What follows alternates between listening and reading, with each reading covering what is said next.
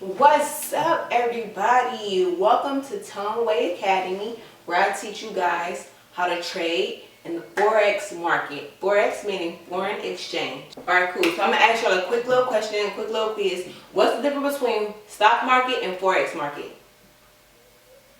Come on, somebody let me know. Please tell me y'all are listening. The difference between stocks and Forex: stocks are companies. Forex is currencies. Companies and currencies. That's the only difference. Stocks is companies only. Forex is currencies. You feel me? So it's not about like, oh, this company doing real good or that. I mean, you feel me? Dollars can't do good or bad. You feel me? It's only what the bank is doing. The bank is the people who are basically, you feel me, saying if the market should go up or if it should go down. So always think like a banker, win like a boss. You feel me? That's the Toneway Academy motto. You feel me?